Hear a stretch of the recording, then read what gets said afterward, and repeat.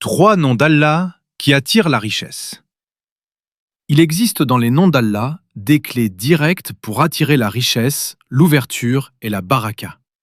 Pas des mots symboliques, des noms vivants, ancrés dans le Coran et la Sunna.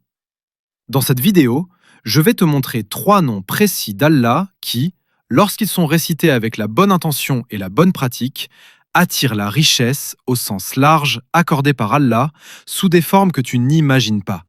Argent, opportunité, facilité, stabilité. Ce ne sont pas des promesses humaines, ce sont des portes qu'Allah ouvre lui-même. Reste jusqu'à la fin, parce que la dernière pratique change complètement la manière dont ces noms agissent dans ta vie. La richesse, dans l'islam, n'est jamais un hasard.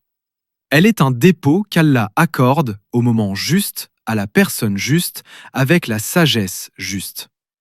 Parmi les 99 noms d'Allah, certains sont directement liés au rizq, non seulement à l'argent, mais à ce qui le fait venir, le fait rester et le rend bénéfique. Le premier nom est Ar-Razzaq, le pourvoyeur absolu. Celui qui donne sans limite, sans intermédiaire, sans dépendre d'aucune cause.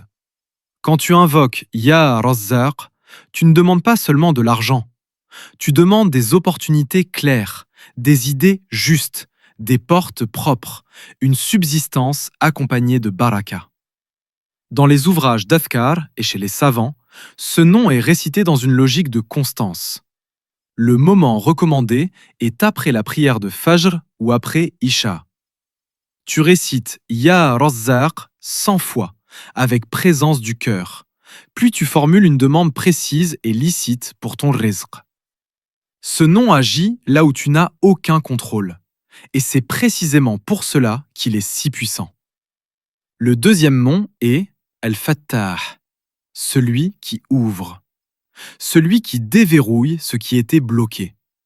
Celui qui transforme une impasse en issue. Dans le Coran, Allah est celui qui ouvre les portes que personne ne peut fermer. Financières, professionnelles, intérieures. Quand tu invoques Ya Fattah, tu appelles l'ouverture juste, au bon moment, par le bon chemin. Les savants mentionnent ce nom pour les situations où tout semble prêt, mais où la porte n'est pas encore ouverte. La pratique est la suivante. Après une prière obligatoire, ou avant une démarche importante liée à ton travail ou à tes revenus, récite Ya Fattah 70 fois. Certains savants mentionnent 99 fois. Puis dit Ya Fattah, iftah li abwaba rizqik. Très souvent, ce nom agit par une ouverture soudaine, une rencontre, une idée, une opportunité inattendue. Le troisième nom est El-Ghani, le parfaitement riche. Celui qui n'a besoin de rien et de qui tout dépend. Ce nom ne fait pas seulement venir la richesse, il transforme ta relation à la richesse. Quand tu invoques Ya Ghani, tu demandes à Allah de te suffire, de t'enrichir par sa grâce et de t'accorder une abondance qui ne te détourne pas de lui. Dans les livres d'invocation, ce nom est récité pour installer la confiance et enlever la peur du manque. Le moment recommandé est après Fajr, après Isha ou dans le dernier tiers de la nuit.